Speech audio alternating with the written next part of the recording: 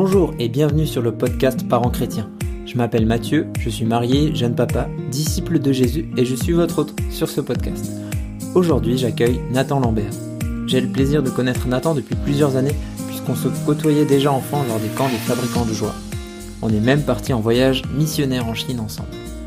Nathan a donc quelques années de plus que moi et je l'ai régulièrement vu passer par différentes étapes de vie peu de temps avant moi.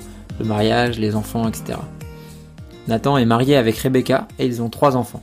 Pendant plusieurs années, j'ai pu aussi voir leur famille fonctionner, si on peut dire ainsi, puisque nous faisions partie de la même église. Depuis quelques mois, ils sont responsables de l'église Fireplace qu'ils viennent d'implanter à Paris. Nathan est profondément passionné par Dieu et par la Bible. Je dirais qu'il construit concrètement sa vie en mettant en pratique le commandement de Jésus de faire des disciples. J'avais donc hâte de connaître sa vision de l'éducation et comment ils vivent la foi dans leur famille. Du coup, je n'ai pas été déçu. Vous allez l'entendre, Nathan est très clair. Le premier objectif qu'ils se sont donné pour leurs enfants, bien avant tous les autres, est de faire d'eux des disciples de Jésus. Dans cet épisode, Nathan partage donc ce qu'ils mettent en place concrètement pour transmettre à leurs enfants les 2 habitudes qui me semblent essentielles pour croître dans notre marche de disciples de Jésus, à savoir la lecture de la Bible et le fait d'être membre d'une église locale, de faire partie d'une communauté. Nos enfants ne sont pas trop jeunes pour ça, et c'est notre responsabilité en tant que parents de créer le contexte dans lequel ils peuvent le vivre. Vous le verrez, Nathan mentionne du coup pas mal de ressources qu'il utilise avec ses enfants. Vous pouvez retrouver leurs noms et les liens directement sur la page de l'épisode à l'adresse www.parentschrétien.org/3 www.parentschrétien.org/3 donc avec des S à parents et chrétiens. Une dernière chose avant de laisser place à la discussion. Dans cet épisode, on évoque avec Nathan l'importance que nos enfants nous accompagnent à l'église et qu'ils fassent partie de la communauté. Mais aussi que cela doit aller de pair avec le fait que nos enfants voient notre foi se manifester au quotidien à la maison et pas uniquement à l'église le dimanche matin. Si c'est quelque chose qui vous tient à cœur ou qui représente un défi pour vous, je vous invite vivement à participer à la conférence D6 sur la famille qui aura lieu les 31 mai et 1er juin à Paris. Retrouvez-moi à la fin de l'interview, je vous donne toutes les infos et les raisons pour lesquelles je ne manquerai pas ce rendez-vous que j'aime particulièrement. Voilà, désolé pour cette intro un peu plus longue que d'habitude, mais je voulais vraiment que vous ayez l'info. Allez, assez parlé, je vous laisse écouter ma discussion avec Nathan Lambert. Salut Nathan. Salut, ça va Mathieu ? Ça va, ouais. Merci de m'accueillir chez toi et puis de faire ce podcast avec moi. Donc ce podcast Parents chrétiens, c'est comme je te disais, aller à la rencontre de parents qui m'inspirent et qui ont un peu plus peut-être d'expérience que moi, puis leur poser des questions pour savoir comment ils vivent la foi au quotidien. Donc juste pour te présenter, donc tu es marié avec Rebecca, vous avez 3 enfants, Émilie, Caleb et Zachary. Tu es responsable d'une église à Paris, Fireplace, que vous venez d'implanter, et puis tu es aussi l'auteur de 2 livres, donc le dernier vient tout juste de sortir, qui s'appelle Dieu est ... Donc un livre qui nous pousse à avoir une vision plus juste de qui est Dieu. Je souhaitais particulièrement t'interroger, un peu t'avoir sur le podcast, parce que tu as fait des études de théologie, tu aimes bien creuser dans la Bible certains sujets, et les sujets auxquels tu es confronté, et du coup je m'imagine que tu t'es intéressé à ce que disait la Bible sur la famille, sur le rôle de parents, sur les enfants, etc. Mais donc je veux avoir ton avis là-dessus, mais aussi reconnaître ton expérience de papa, concrètement dans la vie de tous les jours, comment ça se passe, comment tu le fais. Bref, donc on va discuter un peu de tout ça. Excellent. Mais avant tout ça, je voudrais savoir un peu ton parcours. Toi, est-ce que tu as grandi dans une famille chrétienne ? Quelles ont été un peu les étapes dans ta marche avec Jésus jusqu'à maintenant, quoi ? Ouais, alors, et Rebecca et moi, et je pense que je vais vraiment parler aujourd'hui, je suis tout seul avec toi Mathieu, mais je pense que Rebecca et moi, on a vraiment appris ce qu'on a appris en tant que parents chrétiens ensemble. Et je crois vraiment que tout ce que je dis, j'associe Rebecca à ce que je dis, et tout ce que je peux dire qu'il y aura de la sagesse, c'était sans doute son idéal en premier lieu. Mais donc Rebecca et moi, on a tous les 2 grandi dans des familles chrétiennes, et Rebecca et moi avons tous les 2 parents qui sont chrétiens de première génération. Autrement dit, on a 4 parents chrétiens et 8 grands-parents non chrétiens. Donc c'est que des personnes, nos parents sont que des personnes qui se sont converties en cours de vie. Donc nous on a grandi dans un contexte où on avait des parents qui nous ont enseigné vraiment dans le Seigneur, etc., etc. mais c'est pas comme si eux non plus venaient avec un héritage long de 7-8 générations, etc. Donc, je pense que nous, on a vraiment bénéficié de la part d'avoir des parents qui, eux, étaient en train d'apprendre en cours de route, et ce qu'on cherche à faire, en fait, c'est de bâtir sur ce que eux, ils ont fait. Et donc, voilà, j'ai grandi dans une famille chrétienne. On est venu en France à l'âge de 3 ans. Mes parents sont anglais. Et donc mes parents étaient très très investis, mes parents implantaient des églises, ils m'impliquaient avec eux dans l'implantation d'églises. Je me souviens que je faisais service d'accueil à la porte, je faisais le rétroprojecteur à l'époque aussi, j'avais 9 ans, 10 ans, et puis on servait là-dedans. Et puis pour nous c'était toujours une joie en fait, hein. Il y a des enfants de pasteurs qui ont trouvé ça difficile. Et moi, mon expérience, c'est que ça a toujours été une joie d'avoir des parents qui étaient impliqués dans l'église. Et comme nos églises étaient toujours assez petites, c'était des implantations, nos parents ont cherché à faire tout ce qu'ils pouvaient pour nous mettre dans des contextes où il y aurait plus d'enfants chrétiens autour de nous. Donc, par exemple, on a fait des camps fabricants de joie. C'est quelque chose qui moi, m'a apporté énormément de choses. Moi, mais aussi mes frères et sœurs en ont tous bénéficié. Et donc, les fabricants de joie, mes parents nous permettaient d'aller aussi les samedis soirs dans une église qui avait un culte le samedi soir pour les jeunes qui était génial. Donc ils nous ont mis dans des contextes où on pouvait être en contact d'autres enfants chrétiens, mais je pense que déjà pour eux c'était très très clair dans leur tête que c'était eux les premiers responsables de notre développement chrétien, et pas seulement de le déléguer à d'autres personnes, mais de le dire en premier lieu ça se passe à la maison, et c'est ça que nous on cherche à développer aussi chez nous. Et du coup, toi en tant qu'enfant, tu l'as vraiment vu comme une priorité de tes parents, ou c'est après coup que tu le remarques beaucoup, mais... Alors, je pense que c'est quelque chose je le remarque maintenant après coup que c'était une priorité pour eux, et en discutant même avec eux, je vois certaines des décisions qu'ils ont prises par rapport à nous. C'est seulement avec le recul que je me rends compte, c'était pas seulement parce que c'était la chose que eux pensaient être bonne pour eux, ils le faisaient pour nous et pour notre marche avec le Seigneur. Et ça c'est super inspirant de voir ça. Mais arrivé à l'âge de 17 ans, c'est là où j'ai vraiment commencé à me rendre compte de différentes choses. Donc Dieu m'a appelé à l'âge de 17 ans à prendre une année sabbatique en Guinée-Conakry. Et donc j'avais 17 ans, pas encore 18 ans, mais je venais de passer le bac. Et c'était pas un pays facile dans lequel aller, mais je faisais une levée de fonds à l'église, je partageais ça à l'église, et puis j'étais là un jour, donc 17 ans, hein, et il y a une dame plus âgée de l'église qui va voir mon père, et j'étais là, je pouvais entendre ce qu'elle disait, et elle disait à mon père, mais John, est-ce que t'as pas peur pour ton fils, qu'il aille aussi jeune en Guinée, etc. Et juste la réponse de mon père était énorme. C'était, écoute, j'aurais plus peur si mon fils faisait comme tous les autres jeunes de son âge, qu'il allait faire une fac comme tous les autres, qu'il trouvait un job comme tous les autres. Et pour moi, je pense qu'il est en train de sauver son âme en décidant de suivre le Seigneur, même dans les choses difficiles. Et j'étais là, mais papa, je t'aime, quoi. Et c'était énorme, quoi, d'avoir un père qui avait cette vision-là de ce à quoi ça ressemblait d'être un disciple de Jésus et de le suivre. Et je m'en suis moins rendu compte quand j'étais jeune, mais plus tard, quand j'avais un peu plus l'âge de le comprendre, je me rendais compte que nos parents nous ont conduits à avoir une démarche vraiment radicale de foi vis-à-vis de Jésus, quoi. Oh, cool.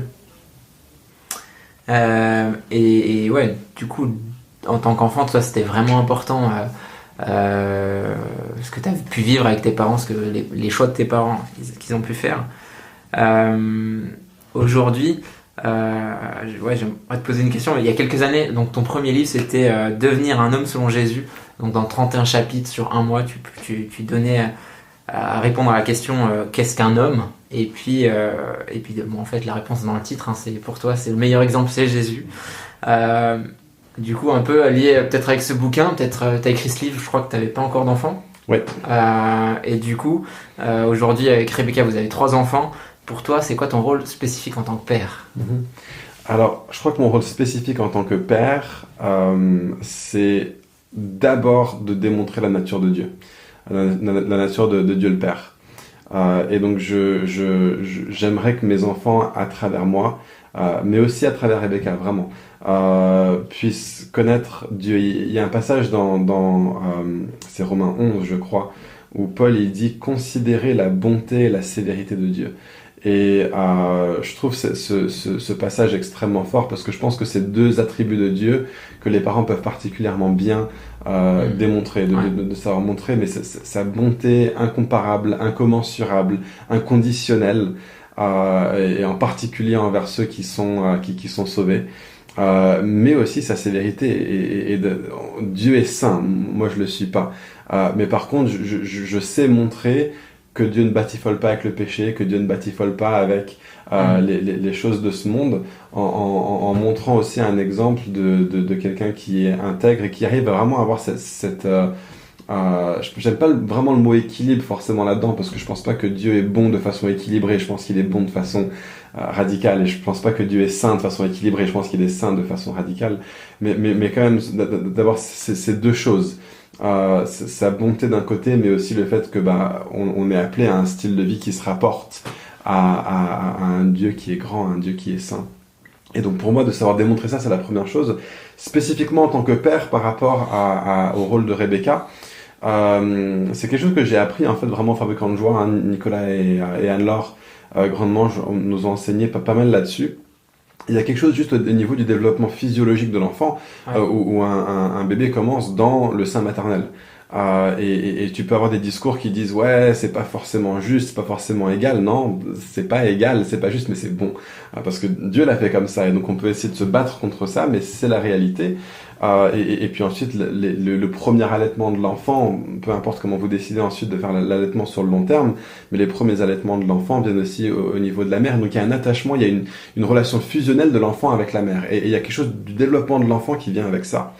Et je pense que le rôle du père, et je crois que c'est vraiment aussi profondément quelque chose qui montre pourquoi la Bible nous démontre Dieu comme père, c'est que le père n'est pas dans une relation fusionnelle, mais il est dans une relation d'amour.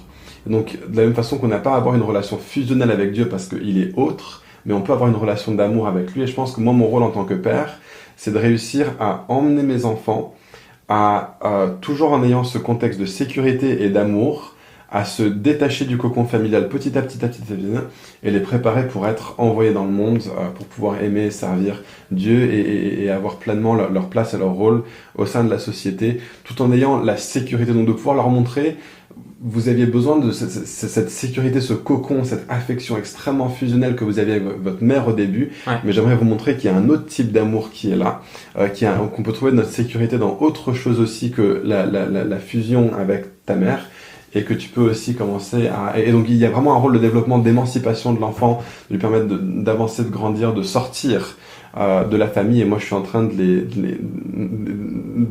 les traîner, tout en permettant à ce qu'ils restent connectés à la famille, les traîner pour qu'ils puissent dire ok, mais je fais partie de ma famille, mais je vais aussi aller et voler de mes propres ailes aussi, quoi.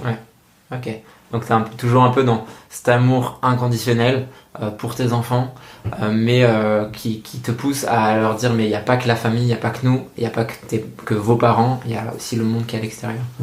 Ok. Le thème de ce podcast, c'est vivre la foi au quotidien avec notre famille. Pour vous, ça veut dire quoi, vivre la foi dans le cadre de la famille, et comment ça se manifeste pour vous? J'ai envie de dire déjà qu'on n'a pas du tout compris et pas du tout tout réussi. On a des grands idéaux avec Rebecca qu'on n'arrive pas toujours à mettre en pratique. Une des choses qu'on s'était dit avant d'avoir des enfants, c'était que on veut toujours tout ramener à la prière en permanence. On veut être une famille qui prie et qui est en conversation avec Dieu en permanence. Le problème, c'est que c'est pas quelque chose qu'on a vraiment réussi à bien mettre en place dans notre couple avant d'avoir des enfants. Et donc on a toujours trouvé dans les premiers temps de notre vie de couple que prier ensemble c'était difficile. On se sentait assez vite jugés l'un par l'autre. Dès que Rebecca priait pour moi, j'avais l'impression qu'elle lançait des petits messages subliminaux: Nathan change. Et je disais écoute, si t'as envie que je change, dis-le moi directement plutôt que de dire adieu devant moi, même si c'était pas forcément le cas, tu vois. Et elle aussi c'est pareil, tu vois. Et même notre lecture de la Bible, c'est jamais facile parce que moi je suis assez un peu théologique, Rebecca un peu plus pratique. Donc quand on lit le même passage, moi je vais être là en train de dire j'aime trop cette partie-là du passage, Rebecca va dire mais moi ça me parle pas du tout, et elle va me parler d'autres trucs du passage, je vais lui dire mais ça marche pas si t'as pas la théologie d'abord, etc. Donc, notre communion avec Dieu en tant que couple, ça a jamais été quelque chose de facile, c'est pas quelque chose pour lequel on nous a vraiment préparé par exemple, et on n'a pas vraiment eu de contexte dans lequel ça a été modelé pour nous. Comme je dis, tu vois, je pense aussi qu'il y a ce fait que on est tous les deux de parents chrétiens, mais de grands-parents non chrétiens. Il y a tout un héritage à acquérir en fait. Ça s'acquiert de génération en génération en génération. Et je pense que celui-là, c'est pas quelque chose qu'on a acquis vraiment de nos parents. Et c'est-à-dire que nous, il faut qu'on se batte pour le faire. Mais on s'est pas battu pour ça avant d'avoir des enfants, malheureusement. Donc c'est quelque chose qu'on essaye de faire, mais qui nous vient pas naturellement. De modeler constamment la prière, la prière, la prière. Il y a une nouvelle fille qui vient par exemple Émilie qui vient et qui nous dit voilà, il y a une nouvelle fille qui est arrivée d'une autre école, et nous on a appris en fait que c'est une fille qui avait pas du tout d'amis dans son ancienne école, qui se faisait victimiser dans son école, et premier réflexe qu'on devrait avoir, c'est quoi, elle a vraiment besoin qu'on prie pour elle. Venez, on parle de cette fille au Seigneur, quoi.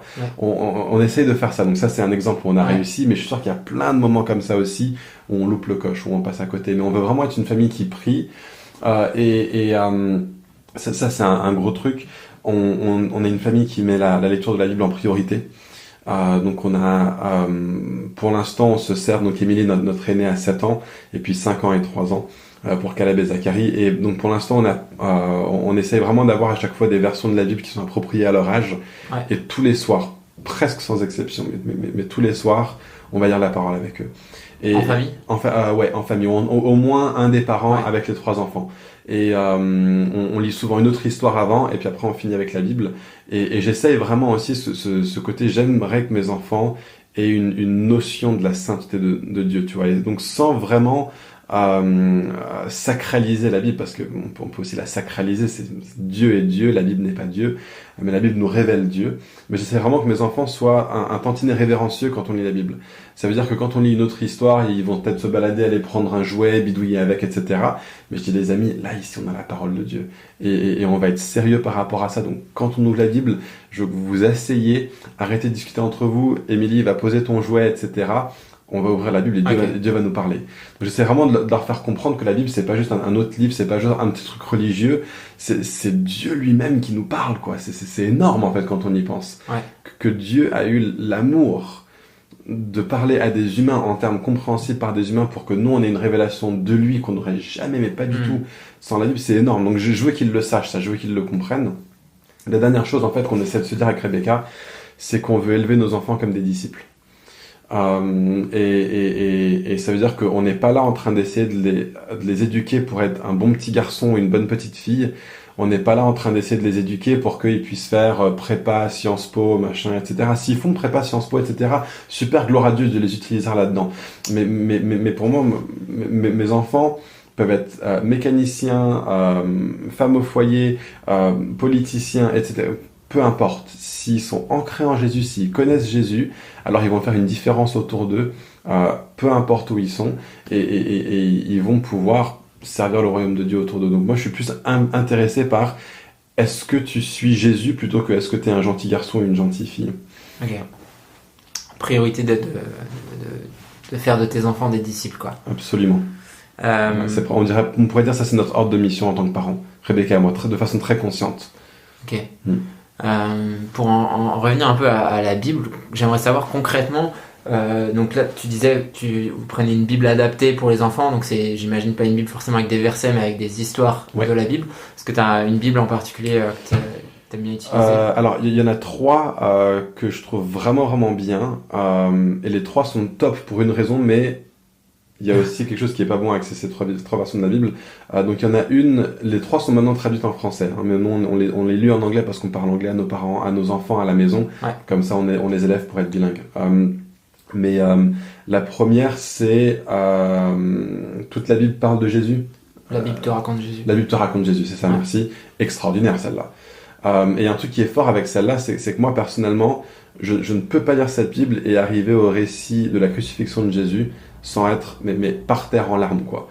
Et mes enfants voient que quand je lis la Bible, je suis affecté par la Bible. Et donc j'aime lire celle-là parce que je trouve juste le récit de la crucifixion de Jésus et tout ça, ça me réduit toujours aux larmes. Et je veux que mes enfants voient ça. Donc ça, c'est une première. La deuxième, c'est la Bible en 400 images. extraordinairement bon aussi. Juste, ce que j'aime tellement là-dedans, c'est que plus encore que la Bible te raconte Jésus, ça montre certains des grands thèmes qui viennent dans la Bible. Hein. Donc, le peuple de Dieu était dans le lieu de Dieu, sous la présence de Dieu, avec la parole de Dieu, et ça revient encore et encore et encore. Et ils ont désobéi à la parole de Dieu, et en conséquence, extraordinairement bon. Et puis, le troisième est plus récent, j'ai aucune idée comment il s'appelle en français, mais c'est de Kevin DeYoung. Et ça s'appelle en anglais The Biggest Picture. Les dessins sont extraordinaires. C'est un peu plus âgé en termes de vocabulaire, c'est seulement 10 chapitres, les chapitres sont un petit peu plus longs. Les concepts qu'il développe sont un peu plus poussés, le langage est un peu moins enfantin. Et on vient de tomber sur un truc en anglais, où c'est une Bible illustrée pour enfants. Donc ce que je veux dire, c'est que j'aime bien avec ces versions-là, c'est que ça nous donne vraiment la vue d'ensemble panoramique de la Bible. Extraordinaire pour ça. Mais par contre, ça donne pas vraiment, à peine, de détails sur les histoires précises. Donc ce que j'aime bien, c'est que ça donne à mes enfants une sorte de canevas pour comprendre les Écritures. Mais maintenant, je me dis, ok, il y a dans aucune de ces Bibles, est-ce qu'on parle de Déborah, par exemple. Et donc l'autre jour, je parlais du ministère prophétique à Émilie. Et je lui raconte Déborah, comment elle était. Et je lui dis, est-ce que tu as entendu parler de Déborah? Elle me dit non. Et pourtant, tu vois, on a aussi une application, l'appli Bible pour enfants, qui est développée par l'église Life Church, extraordinairement bon aussi. Mes enfants, ils le dévorent, ils connaissent vachement bien et tout, ils le connaissent maintenant plus ou moins par cœur, donc ça c'est génial aussi pour eux de le retenir. Mais elle connaissait pas Déborah. Et je me dis, ça c'est un gros problème quand même, parce que Déborah, c'est un personnage qui est extraordinairement positif dans la Bible, et surtout c'est une femme. Il n'y a pas beaucoup de personnages dans l'Ancien Testament qui sont même dans la Bible, qui sont des modèles pour ma petite Émilie, tu vois, surtout qu'Émilie a un côté très prophétique. Et donc je me dis maintenant, j'aimerais une Bible qui pousse un petit peu plus, des chapitres plus courts, mais vraiment qui développe toutes les histoires de la Bible. Et on vient d'en trouver une en anglais qu'on a commandée, on l'a vue chez mon parrain et ma marraine à Noël. Je pense pas qu'elle soit encore traduite en français. Peut-être que ce sera un projet pour les éditions NFF, je sais pas. C'est juste le nom, comment? The Children's Illustrated Bible, un truc comme ça. C'est genre 120 histoires ou un truc comme ça. Les histoires font 1 ou 2 pages, très poussées. Enfin, franchement bien. C'est vrai que c'est un des points que j'avais. J'ai toujours, nous on a pas mal, on lit pas mal la Bible en 400 images, celle qu'on a à la maison. Et c'est un des reproches entre guillemets que je fais, c'est que effectivement t'as la vue d'ensemble, t'as les grandes histoires, mais t'as pas toutes les petites histoires, t'as pas certains personnages, t'as pas certains. Puis il y a certains éléments forcément que t'as pas parce que tu te mets aussi au niveau des enfants. Mais du coup c'est super pour transmettre, pour transmettre ce que Dieu a fait, qui il est, sur plein de concepts et plein de choses qu'on peut discuter avec les enfants. Mais on peut pas prendre ça comme parole de Dieu en elle-même, quoi. Disons, c'est pas comme la Bible quand on creuse un verset. Non. Je sais pas si t'as remarqué, par contre, les parties qui sont entre guillemets, c'est des citations directes des Écritures. En particulier quand ils traversent les évangiles. Mais oui, je suis complètement d'accord. Mais par contre, ce que j'aime bien, comme je dis, c'est que ça fait un canevas de lecture. Donc ça veut dire que très très souvent, on élève nos enfants pour croire que la Bible c'est une histoire de gentils et une histoire de méchants. Et puis en gros, le peuple d'Israël c'est toujours les gentils, et ceux qui sont contre Israël c'est toujours les méchants. En fait, non. Tout le monde en fait est vu comme étant les méchants, sauf Jésus, et il est la réponse à tout. Et donc ça veut dire que tu peux enseigner à tes enfants, ok, en quoi est-ce que David est un gentil? Il est un gentil en ce qui reflète Jésus. Et donc quand on lit l'histoire de David et Goliath, souvent on se dit nous on va être David et il faut qu'on apprenne comment être David face au méchant Goliath. Mais en fait non, dans l'histoire de David et Goliath, pour moi, quand on comprend bien les Écritures de Genèse à Apocalypse, David c'est un type de Jésus, une préfiguration de Jésus. Donc c'est-à-dire qu'il faut que j'enseigne à mes enfants, tu sais quoi, nous on n'est pas dans l'histoire, on n'est pas David, nous on est le peuple d'Israël qui est apeuré et sans défense et face à un ennemi qui va le détruire, et il y en a un qui est venu à ma place pour le combattre et pour le vaincre, pour que par sa victoire moi aussi je suis vainqueur. Et ça, c'est ça que j'aime bien en commençant avec celle-là. Je me dis, je suis content qu'on ait posé ça dans le cœur de nos enfants pour qu'ensuite ils puissent vraiment lire la Bible avec une pensée d'évangile plutôt qu'avec une pensée moraliste. Et à nouveau, c'est pas comment faire de mes enfants un gentil petit garçon ou une gentille petite fille, quoi. Et puis ramener ça à Jésus, pas juste raconter des histoires, mais qu'est-ce que Jésus a fait pour moi et qu'est-ce que moi je peux répondre à cette histoire en fait. Complètement. Pas juste rester dans le conte ou dans la jolie histoire. Pour juste un peu terminer, j'aime bien ton expérience là-dessus. Du coup, ça se passe comment? Vous lisez une histoire, ça peut être plus long, plus ou moins long, j'imagine, selon l'histoire, mais est-ce que vous faites une lecture suivie ou est-ce que vous prenez une des Bibles et puis vous prenez un chapitre Suivi. Ok. Suivi, ouais. Et les enfants aiment bien ça. Okay. Ouais, nos enfants, en tout cas, ils aiment bien ça. De temps à autre, par exemple, j'ai beaucoup de mal à lire l'histoire de la crucifixion sans ensuite lire celui de la résurrection. Beaucoup de mal de lire l'histoire de la chute sans lire ensuite l'histoire de ce qui se passe tout de suite après. Ouais. Mais ce que j'aime bien aussi avec ces bibles-là que je mentionne, c'est que tous les chapitres se terminent sur une note d'espoir. Ouais. Ça, c'est vachement puissant, quoi. Ouais. Donc, ouais. Okay. Mais en général, c'est un chapitre par soir. Enfin, Ouais. Cool. Donc ça, c'est des choses, je dirais que vous faites vraiment de manière consciente. Ouais.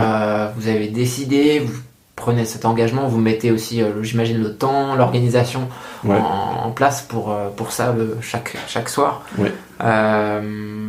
Du coup, est-ce qu'il y a d'autres choses vous faites spécifiquement pour transmettre, pour vivre la foi avec vos enfants? Ouais, alors il y a une autre chose, c'est l'église locale.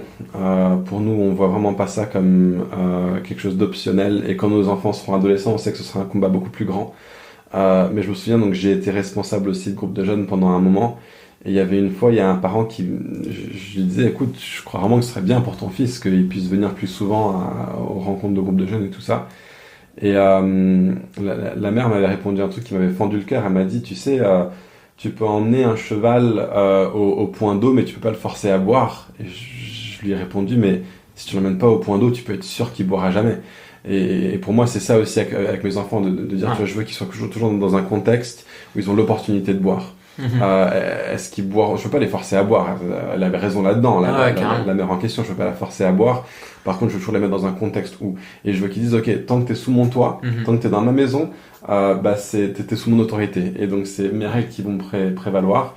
Le jour où tu seras assez responsable et grand pour pouvoir gérer ton propre loyer et pouvoir prendre tes propres décisions par rapport à quand tu manges, etc., tu pourras aussi prendre tes décisions par rapport à comment est-ce que tu te comportes vis-à-vis de notre communauté locale.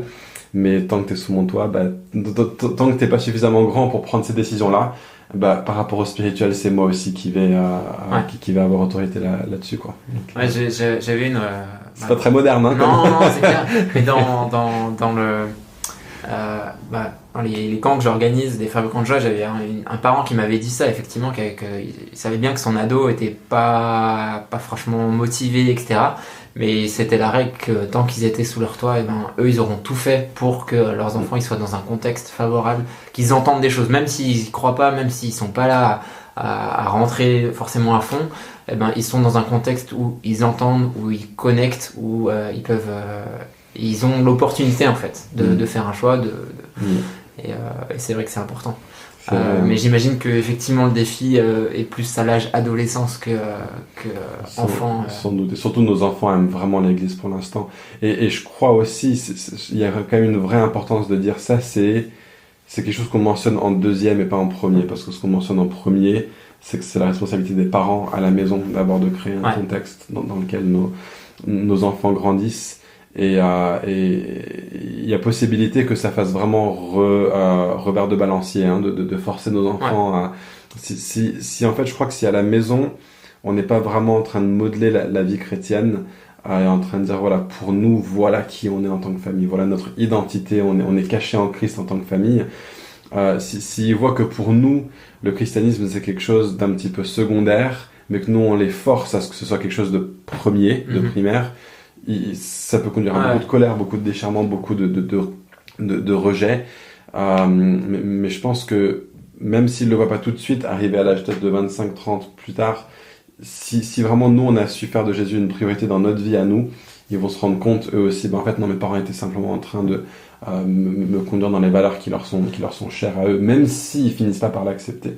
Donc ouais, je crois qu'il y a vraiment cette importance de dire il faut qu'on soit extrêmement intègre là-dedans, en fait. Ouais, on peut pas juste dire je veux que mes enfants soient dans un contexte et donc on les emmène à gauche, à droite et qu'à la maison ce soit pas la priorité de nos vies, quoi, en fait. Complètement, ouais. On parlait de l'église, t'es pasteur, couple pastoral, on vous observe, j'imagine que tu le sais. Ouais. Moi je le fais. j'ai vu, enfin, parce que j'ai pu te côtoyer dans le cadre de l'église, et j'ai vu, tu prenais vraiment tes enfants avec toi au moment du culte. Avant, après, ils sont en train de jouer. Au moment du culte, j'aimerais juste que tu puisses nous partager un peu, c'est quoi la place que tu vois de tes enfants, comment tu vois le culte spécifiquement avec eux. Ouais. Est-ce que tu as des attentes vis-à-vis d'eux? Qu'est-ce que tu leur communiques? Comment Alors, juste un petit point de théologie. Moi, j'ai pas tendance à appeler ça le culte, parce que je crois que le culte, c'est tous les jours et à chaque moment. Hein, on offre nos corps comme un sacrifice vivant. Mais alors que tous nos membres de l'Église vivent leur culte à eux dans leur vie quotidienne H24, on se rassemble. Nous, on a tendance à appeler ça une célébration. C'est un petit peu où on dit, ok, Dieu a fait des grandes choses dans nos vies. Pendant la semaine dernière, on va se rassembler et on va célébrer. Et donc, ce que j'essaie de faire comprendre à mes enfants, c'est on est ici pour être les uns avec les autres. Hein, on a parfois une mentalité dans l'église évangélique de dire, on a ces chants qui disent je serai à toi, tu seras à moi, ensemble pour l'éternité, machin. Moi, je suis pas à l'église pour chanter ça. Si je veux chanter ce chant-là, je le chante tout seul dans ma chambre, dans mon temps de culte personnel, dans ma vie personnelle. Mais je dis à mes enfants, on est là ensemble. Et j'essaie de leur dire, vous aussi, vous avez une responsabilité. Pas parce que vous êtes des enfants de pasteurs, mais parce que vous êtes des personnes qui font partie de cette communauté. Et donc j'ai envie de leur dire, ok, donc quand on chante, chantez aussi. C'est pas seulement pour vous et Dieu, vous allez encourager les autres autour de vous à le faire. Par contre, si vous le faites pas, vous êtes une distraction pour les autres. Mais je veux aussi les avoir avec moi, en fait. C'est le fait de se dire, on est une famille. Et je crois que vraiment une famille d'église est constituée de beaucoup d'autres familles. Il y a comme ces cercles concentriques dans l'économie de Dieu, quoi. C'est Dieu choisit et appelle des familles. Et de ces familles ont un contexte plus large qu'on appelle l'Église. L'Église, c'est une grande famille. La Bible l'appelle la famille de Dieu. Et je crois que Dieu même appelle des églises à être ensemble en famille d'églises, en regroupement d'églises qui fonctionnent les unes avec les autres dans les relations, dans la mission commune. Et donc je crois que les familles de la terre sont bénies à travers ça, en fait. Et donc pour nous, on veut dire, nous, on est une famille ensemble. Et donc au maximum, on essaie d'avoir nos enfants avec nous. Alors maintenant, on a un de nos enfants qui a commencé à vouloir aider avec la vidéoprojection. On se dit super, même quand c'est pas moi ou Rebecca qui faisons la vidéoprojection, on le laisse aller à côté de la personne qui fait la vidéoprojection parce qu'on a aussi envie de l'aider à apprendre qu'est-ce que ça veut dire de servir. Mais en dehors de ça, on est ensemble. Et une autre raison, en fait, c'est qu'on a envie que nos enfants ils voient comment nous on fait.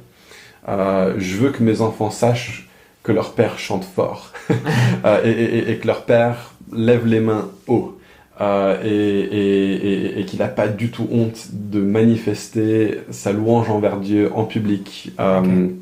Et je veux qu'il voit ça. Et j'ai lu un article une fois d'un gars, je sais pas, il devait avoir mon âge, j'en sais rien, mais il écrivait une lettre ouverte à son père. Merci papa pour. Et une des choses qu'il a dit, c'est merci papa d'avoir été un des seuls à lever la main à l'église. Tu m'as enseigné ce que ça voulait dire d'adorer le Seigneur avec mon corps. Merci papa d'avoir chanté fort quand tu étais là à l'église parce que j'ai vu ton cœur d'homme se répandre devant Dieu, devant les autres. Et j'étais là, ouais, moi j'ai envie de ça aussi. Tu vois, même si ça rentre quelque chose. Ah ouais, complètement. Dans ton culte en fait à Dieu. Ouais, tout à fait. Ok. Et puis donc ça c'est spécifiquement par rapport à tes enfants, mais en tant que responsable d'église, comment tu vois la place des enfants toi au sein de la communauté, au sein aussi de la célébration? Alors pour moi c'est vraiment un truc un petit peu à deux niveaux parce que à la fois si un enfant n'a pas fait une profession de foi en tant que tel, alors il n'est pas membre de l'église de cette façon-là. Ouais. Donc il fait pas partie de ce que les théologiens appellent l'église invisible. Par contre, il fait partie de l'église visible. Et parce que les enfants font partie de l'église visible, il faut qu'on leur laisse toute la place d'être là en tant qu'enfant. Et pour moi, il y a vraiment plusieurs choses. D'une part, c'est important que les enfants puissent être là, connectés avec ce que vit l'église. Et donc c'est important qu'au niveau des chants qu'on chante, etc., de la façon dont on fait les choses, soit vraiment fait pour aussi inclure et connecter les enfants. Pas de rabaisser. Je crois pas vraiment en ce truc de la recherche du plus petit dénominateur commun. Donc, pas rabaisser le niveau, mais créer un truc qui soit connectable pour les enfants. Et donc il y a ça. Il y a aussi, je pense, il doit y avoir une vraie réflexion au niveau de comment est-ce qu'on atteint nos enfants. Et donc une église qui va juste les parquer sur le côté, dire ok, ben on va faire des activités pour eux, ça va être comme une garderie. Je crois pas du tout à la garderie. Je crois qu'il peut y avoir des ministères spécifiques pour les enfants, même pendant la célébration, qui se font. Mais il faut que ce soit dans l'idée de dire, mais c'est parce qu'ils font partie de nous qu'on va faire ça, et pas parce qu'on a envie qu'ils soient pas là qu'on va faire ça. Donc je crois que c'est vachement important qu'on ait vraiment ce truc entre eux, les aider à avoir quelque chose qui va connecter spécifiquement avec eux et avec leur âge, et en même temps leur permettre de faire partie de la communauté à part entière. Et donc une des choses que moi j'essaie vraiment de faire avec ça, au niveau de ça, c'est de connecter mes enfants aux autres adultes. Donc c'est pas que moi qui vais avoir une relation de discipulat avec mes enfants. Donc une des choses qu'on essaie de faire, c'est vraiment de parler à la maison. Est-ce que tu te souviens d'un tel et une telle? Est-ce que tu sais qui est un tel et une telle? Il y a tel et tel qui viennent à la maison, c'est génial, on va manger ensemble. Et quand les autres personnes de l'église arrivent, on demande à nos enfants d'aller les voir et d'aller leur dire bonjour.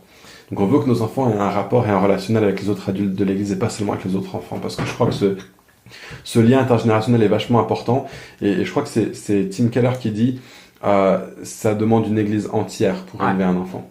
Et même si c'est rôle premièrement de la famille, je crois aussi que un enfant est élevé dans la foi à travers toute la famille de l'église. Ouais, à fond. Passer un peu à un autre sujet, peut-être rapidement, mais mes deux premiers invités, donc Jonathan Chapuis et Marie-Colline de Cateau, c'était deux super familles qui font notamment l'école à la maison. Et j'aimerais un peu avoir ton avis. Vous, je crois pas que vous ayez fait l'école à la maison du tout. Non. Et je sais qu'il y a aucun. Bref, on en discutait dans l'épisode d'avant avec Marie-Colline.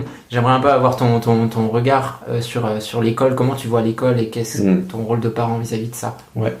C'est une super question, et je dois dire, je connais des gens qui méprisent le côté école à la maison. Moi, au contraire, j'ai un respect et une admiration énorme pour ceux qui prennent ce choix-là. Rebecca et moi, on a pris le parti inverse, mais radicalement inverse, dans le sens où nous, c'est école laïque, gratuite et obligatoire, quoi. Enfin, vraiment. C'est pas école privée catholique, c'est pas, non, c'est école gratuite, laïque et obligatoire. Et c'est pour une raison. Notre raison, et c'est pas dit qu'on continue comme ça ad infinitum aeternam, notre raison à nous, c'est de nous dire, j'ai pu connecter avec mes amis à l'âge de 17 ans, 18 ans sur des questions comme l'évolution, la philo, etc., parce que ayant été élevé dans le terreau fertile de la foi de mes parents, j'ai aussi été plongé et immergé dans le monde.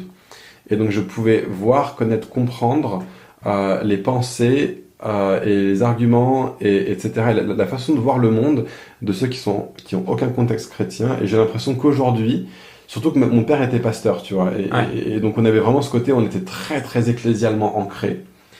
Et je pense que je serais vraiment un chrétien dans une sorte de petite bulle, incapable de connecter avec ma culture aujourd'hui, si j'avais pas aussi été dans l'école où j'étais. Et je crois que c'est pareil avec nos enfants.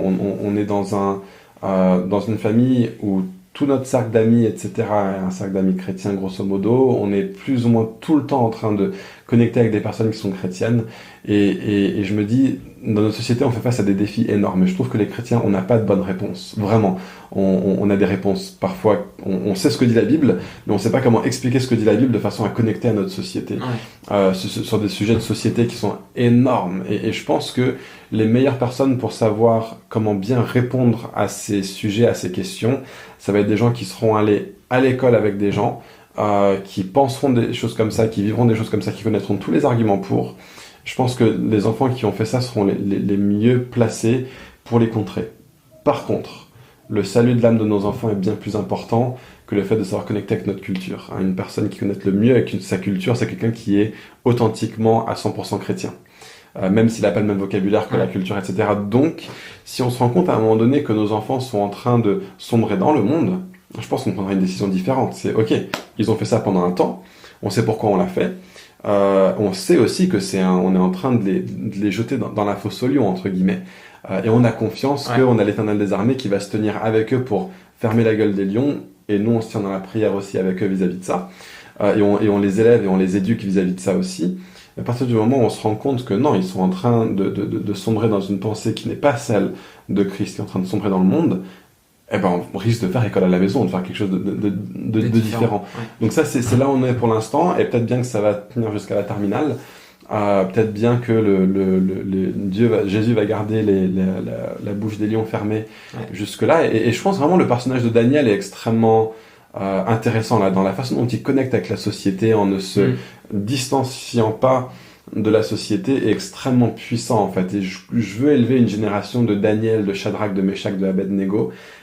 Mais je crois aussi que Daniel était déjà pleinement ancré dans sa foi au moment où il s'est retrouvé à Babylone.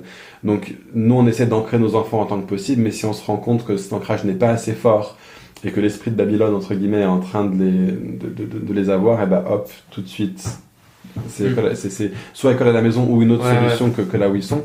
Il y a un dernier truc aussi que je voulais dire là-dessus, c'est que protéger nos enfants, ça passe aussi vraiment par le fait de savoir anticiper à l'avance les déboires. Et ça veut dire que pour nous, en tant que chrétiens, on doit être super lucide par rapport à la réalité de notre monde. Donc, je me souviens quand j'étais pasteur de jeunes, je commençais à enseigner des choses sur la sexualité chrétienne à des enfants dès l'âge de 10-11 ans. Et il y avait des fois des parents qui disaient « Ah non, c'est beaucoup trop tôt, tu peux pas ». Je disais, bah écoute, si moi j'en parle pas, et vous devriez en parler aussi, parce que je peux vous garantir que vos enfants, ils en entendent parler. Et donc il y a 2 étés de ça, Émilie rentrait au CP. Et j'ai eu un clic, un tilt pendant les vacances d'été, je me suis rendu compte, ok, Émilie va maintenant se retrouver dans la même cour de récréation que des garçons qui ont déjà regardé de la pornographie. Pas tous les enfants de CM2 auront regardé de la pornographie, mais statistiquement, il y aura au moins 1 ou 2 enfants en CM2 dans la même école que Rebecca qui ont déjà regardé de la pornographie, soit parce que eux ils s'y sont intéressés ou parce qu'ils ont des grands frères, etc., qui les ont initiés à ça. Et donc ça veut dire qu'il faut que je la prépare. Et donc on a pris un temps, Émilie et moi, au bord de la piscine en fin des vacances d'été, où je lui ai parlé de 3 choses. Je lui ai parlé, garde ton cœur. Tu vas tomber amoureuse de garçons, des garçons vont tomber amoureux de toi. Et je lui ai expliqué que son cœur est comme une réserve d'eau avec seulement une quantité limitée d'amour à donner. Et elle ne peut pas donner de l'amour si elle n'est pas aussi en train de le recevoir. Et je lui ai dit, garde ton cœur. Et le meilleur endroit pour vraiment pleinement déverser ton amour, c'est le mariage. Parce qu'il n'y a que dans le mariage où tu peux être sûr que l'homme va te rendre à la mesure de ce que tu lui donnes. Parce que tu es dans un contexte de sécurité où vous vous êtes promis des choses les uns aux autres, donc garde ton cœur et garde-le jusqu'au mariage. Première chose. Deuxième chose, je lui ai enseigné par rapport au respect de son corps. Donc à la fois au niveau de comment elle s'habille, mais surtout au niveau de comment les autres la regardent, comment des autres éventuellement la toucheraient, et je lui ai dit voilà, ton corps est ton corps. Et les autres n'ont pas le droit de servir de ton corps comme eux le voudraient. Si des gens te tapent, si des gens te touchent dans des endroits qui sont privés, etc., tu as le droit non seulement, mais tu dois leur dire, parce qu'il faut que tu respectes ton corps, pas le droit de toucher ça, interdit, etc., etc. Deuxième chose. Et la troisième chose que je lui ai dit, c'est peu importe ce que les gens te diront, tu es belle parce que Dieu dit que tu es belle. Et ce qui est fort là-dedans, c'est qu'on se rend compte qu'Émilie a vraiment pris à cœur. Elle est très forte là-dessus. Elle prend vraiment les choses à cœur quand on les lui dit. Peut-être pour les 2 autres, il faudra plus répéter les choses, mais Émilie, elle est extrêmement consciencieuse quand on lui dit quelque chose et que c'est important. Elle le sait et elle l'intègre dans sa catégorie, quoi. Voilà la case dans laquelle cette telle chose se trouve. Et donc parfois, elle est un petit peu noir et blanc sur différents trucs, mais ça l'aide aussi là-dedans. Et il y a un jour où il y avait des garçons de l'école qui ont dit à une des amies de Émilie, ah t'es moche, etc., t'es moche. Et Émilie nous a dit qu'elle allait aller aux toilettes avec cette fille, et elle lui a dit, écoute, t'es pas moche, parce que Dieu t'aime et il est mort sur une croix et maintenant il est vivant et donc t'es pas moche. Et je me suis dit ok, c'est pas exactement la théologie de la beauté, ça aurait plus dû parler de l'image de Dieu. Ou non, mais c'est pas grave, tu vois. Elle avait compris quelque chose et elle a non seulement pu le comprendre, mais elle l'a communiqué à d'autres. Et quand on a vu ça avec Rebecca, on s'est dit on est vraiment content que dans cette saison elle n'est pas dans une école, qu'on fait pas l'école à la maison, parce que l'autre fille n'aurait eu personne qui brille la lumière de Jésus autour d'elle là-dedans. Donc on croit que nos enfants sont appelés à être des témoins, mais comme je dis, l'âme de nos enfants en premier lieu, et c'est ça qui va primer. Donc on prend ce pari-là pour l'instant, on les jette dans la fosse au lion, on les couvre de prières, on les prépare, etc. Mais on est très conscient que c'est pas forcément la solution. Et voilà. C'est un chouette témoignage en tout cas. Merci, merci de ton retour là-dessus. Qu'est-ce que il y a des moments difficiles au niveau de la vie de famille. Qu'est-ce qui toi t'aide en particulier? Oula, qu'est-ce qui m'aide en particulier? Alors, ce qui m'aide en particulier, parce que moi, ce qui est le plus dur pour moi, c'est que le fruit de l'esprit qui a le moins bien poussé dans ma vie pour l'instant, c'est la patience. Sans doute peut-être la maîtrise de soi aussi, mais je crois que c'est vraiment la patience. La maîtrise de soi, je le vois en train de se développer constamment, on va dire, même si trop lentement au cours de ma vie. La patience, j'ai l'impression qu'il a même pas encore commencé à pousser. Et je dis au Seigneur, mais Saint-Esprit, aide-moi avec la patience. Et quand les enfants font trop de bruit, quand notre salon est aussi notre chambre, hein, comme beaucoup de Parisiens, on a un canapé-lit, etc. Et des fois, j'ai juste du mal à être patient avec mes enfants, quoi. Et ça, pour moi, c'est le truc le plus dur. Ce qui m'aide le plus, et aussi juste parfois le fait qu'on a une vie très très chargée, très occupée, et parfois c'est trop, quoi. Et j'ai pas l'énergie pour. Et j'ai un enseignement que j'ai reçu une fois concernant le fait de se reposer sur l'évangile, sur la puissance de l'évangile. La réalité, c'est que la croix n'était pas confortable pour Jésus. Et il l'a fait par sacrifice pour moi. Et Dieu a été infiniment patient envers moi. Et moi, c'est peut-être mon côté théologique, etc., qui m'aide avec ça, mais pour moi, de me souvenir de Jésus, en me disant, ok, si Jésus l'a fait pour moi, bien sûr que je peux le faire pour mes enfants. J'ai envie de rentrer à la maison et de m'affaler sur mon canapé et de rien faire. Et il y a des fois où je le fais, mais dans mes meilleurs jours, je me souviens que non seulement Jésus s'est pas affalé sur le canapé alors qu'il devait aller à la croix, il allait jusqu'au bout et il l'a fait pour moi. Et s'il l'a fait pour moi, alors moi aussi, il faudrait que je me sacrifie pour mes enfants, que je dépose ma vie pour eux. Hein. Paul, il parle de sa vie qui est en train d'être déversée, comme un broc d'eau où tu es en train de verser l'eau. Ben, j'ai envie que même si ma vie est dépensée, même si j'ai moins d'énergie, même si j'ai des rides plus tôt, même si j'ai des cheveux gris plus tôt, c'est pas grave, j'ai envie de dépenser ma vie et de d'écouler ma vie comme en renversant un broc d'eau pour mes enfants. Et donc ça c'est au niveau de l'énergie. Et puis au niveau de la patience, c'est pareil, c'est de me souvenir de la patience de Dieu envers moi. Il a été infiniment plus envers moi et j'étais infiniment plus insupportable envers Dieu. La Bible dit que j'étais ennemi de Dieu, pas seulement enfant, pas toujours facile, j'étais ennemi de Dieu. Et de me souvenir de ça, c'est genre ah ouais, ok, en fait ouais, ce que moi j'endure entre guillemets avec mes 3 enfants à la maison est infiniment moins, et pourtant Dieu a été infiniment plus patient envers moi. Donc voilà, moi ce qui m'aide c'est ça, c'est le message de l'évangile. Ça marche. Il y en a d'autres qui vont se dire mais il est fou ce type. Ouais, justement, t'as une vie quand même bien occupée, 3 enfants, un boulot, l'église. Comment t'arrives à t'organiser? Est-ce que t'as des trucs que toi t'as mis en place pour toi, pour te sentir bien, en tant que personne, en tant que parent, dans ton boulot? Alors là, plus que jamais, je dois à Rebecca tout ce que je vais dire. C'est elle qui parle en fait, c'est ma voix, mais c'est elle qui parle. Nous, on a vraiment, dès qu'on a eu des enfants, on a vraiment structuré notre vie de famille. On n'a pas peur de se servir de l'horloge qui est sur notre mur et de dire ok, on va ne pas être dominé par le temps. Nous, on va être maître par rapport au temps, et c'est-à-dire que c'est nous qui décidons. Quand on couche nos enfants, c'est nous qui décidons. Et on a réussi à rythmer la vie de nos enfants. Donc, plus ou moins à 19h, 19h30, tous les soirs, nos enfants sont couchés. Et je sais que c'est pas toujours le cas dans la culture française, mais moi, je pense qu'on a des choses à apprendre de la part des cultures plus nordiques là-dessus. Et ça veut dire que Rebecca et moi, on a vraiment du temps ensemble. Ouais. Et c'est essentiel, hein, je pense que d'une part, la parentalité est aidée par le fait d'avoir un couple soudé, mais surtout, il faut qu'on se souvienne en tant que parents qu'il y a un jour où nos enfants seront plus là. Et tellement de familles se retrouvent quand les enfants sont plus là, et t'as l'homme et la femme qui sont eux toujours là. Et ils se regardent en mode, qui est cet étranger qui partage cette maison avec moi? J'ai plus l'enfant à la maison, j'ai plus à l'emmener au cours de basket, j'ai plus à m'inquiéter pour ses examens. J'ai juste moi et mon épouse, et maintenant il faut qu'on reconnecte parce qu'ils se sont déconnectés. Donc restez connectés en tant que couple marié, et vraiment n'hésitez pas à mettre de l'ordre et du rythme et un modèle de vie en place dans votre famille. Ça veut dire que nous on est vraiment assez strict et organisé par rapport à notre timing. Et des fois nos enfants nous disent mais je suis pas fatigué. C'est pas grave, c'est 19h30, c'est l'heure où tu te couches. Et tu vas voir que tu seras fatigué une fois que tu es au lit, etc. Et donc ça aide nos enfants d'une part à être plus structurés, mais ça nous aide nous aussi en fait d'avoir vraiment cette structure de vie, et on se rend compte en fait que par rapport aux familles qu'on connaît qui ont un mode de vie beaucoup moins apaisé, qui vivent la famille de façon beaucoup moins apaisée, on se rend souvent compte que c'est des questions d'emploi du temps, de gestion. Ils laissent le temps être maître sur eux-mêmes. alors qu'on est appelé à dominer sur la création, et le temps fait partie de la création de Dieu. Donc vraiment, moi j'encouragerais tout le monde à dire, mais créer un emploi du temps, et vous allez me dire, mais notre famille est déjà trop déstructurée pour ça, nos enfants accepteront jamais de se coucher à 19h30 alors qu'ils ont l'habitude de se coucher à 21h30, 22h, bah commencez, et pendant 3 semaines ce sera la misère, et puis vous verrez qu'au bout de 3 semaines ça a vraiment changé des choses, quoi. Donc ouais, pour nous c'est important d'avoir ce rythme. Du coup, j'imagine il y a un peu un rituel entre le repas, la lecture de la Bible, et puis le coucher, que c'est un peu rythmé aussi comme ça pour les enfants. Ils savent à quoi s'attendre tous les soirs. Et pourtant, moi, je suis pas comme ça de nature.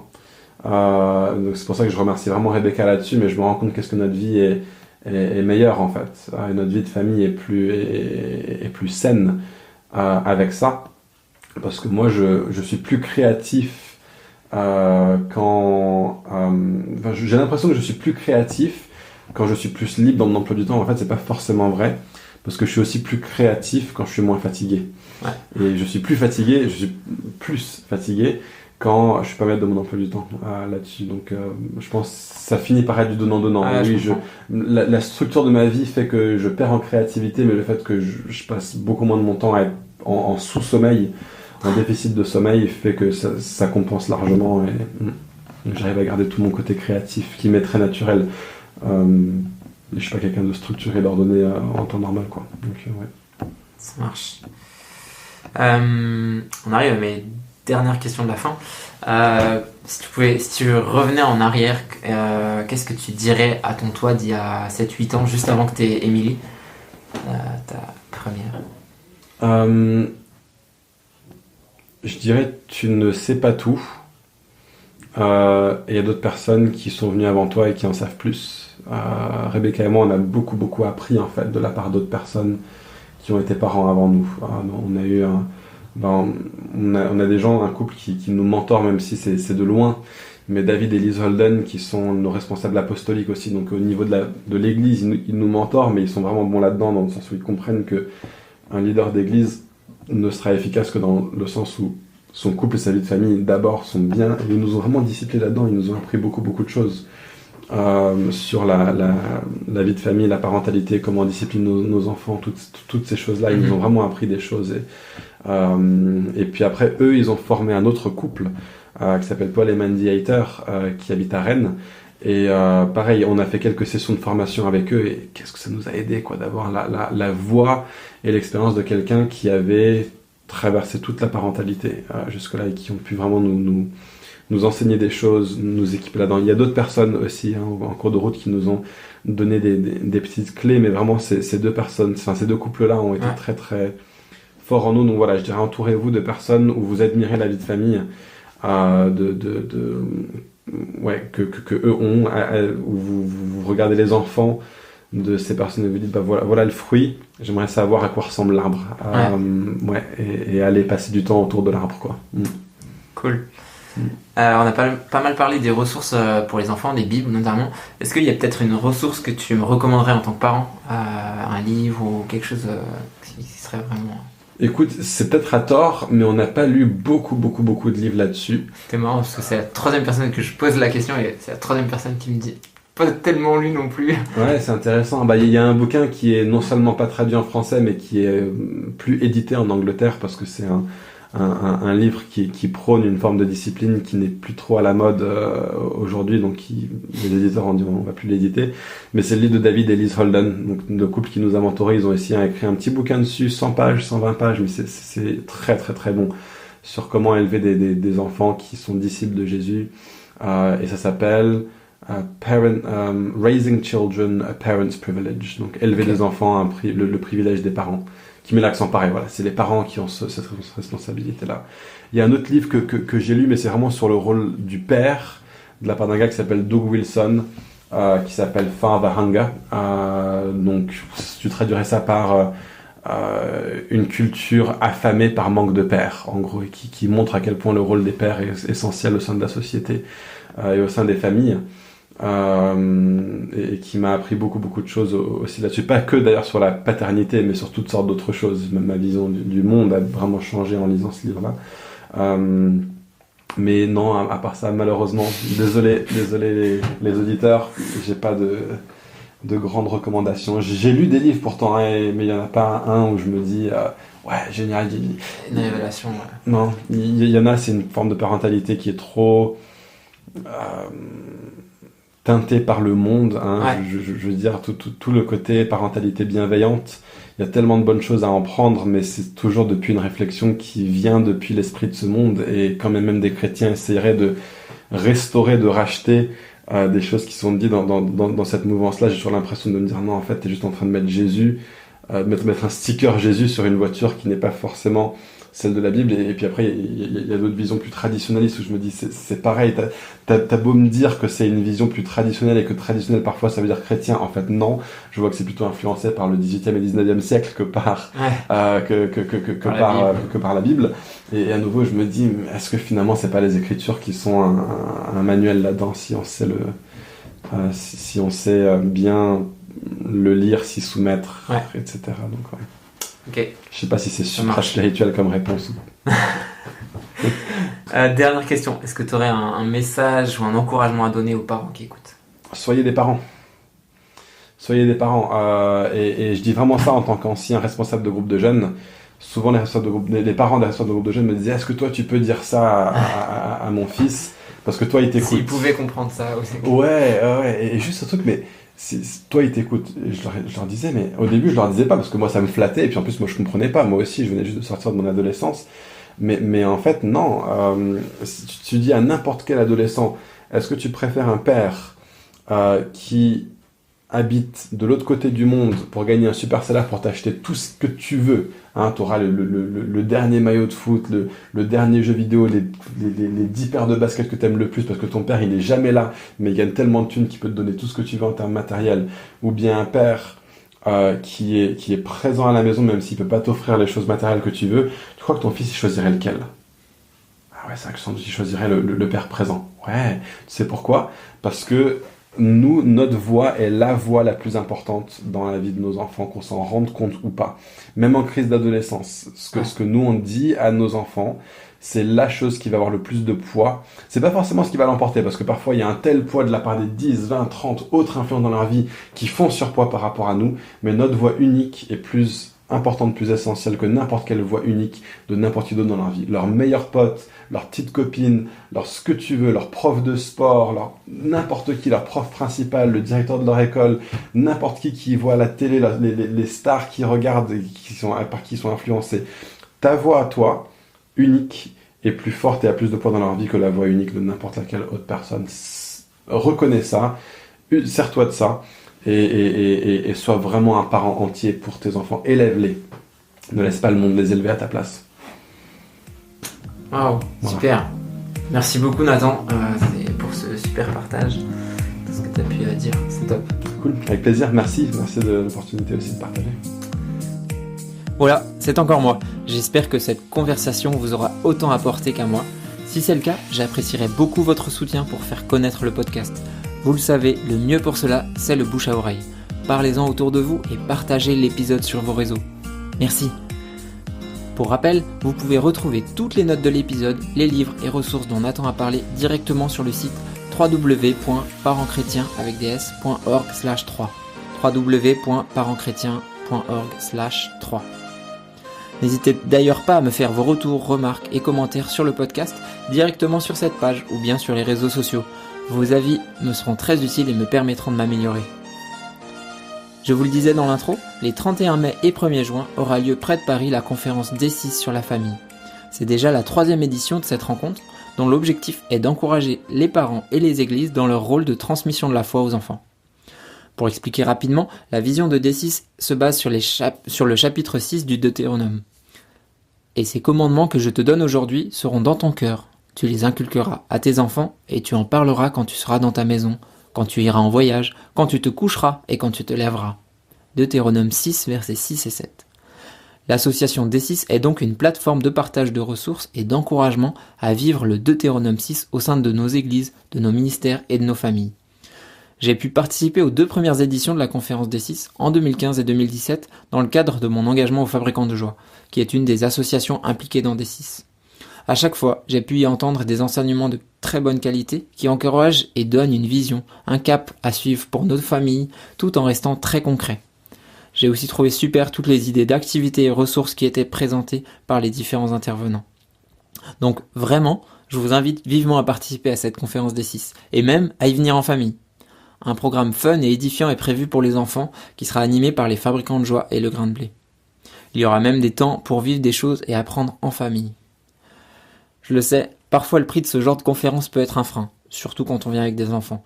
Mais la bonne nouvelle, c'est que l'inscription est seulement à 10 € par famille. Donc, je redonne toutes les infos. La conférence des 6, c'est le vendredi 31 mai et samedi 1er juin à Ponto Combo, près de Paris. L'entrée est seulement à 10 € par famille pour une inscription avant le 15 mars. Et vous pouvez retrouver toutes les infos sur le site www.conférenced6.fr. Merci beaucoup de m'avoir écouté jusqu'ici. Je vous dis à bientôt pour un prochain épisode.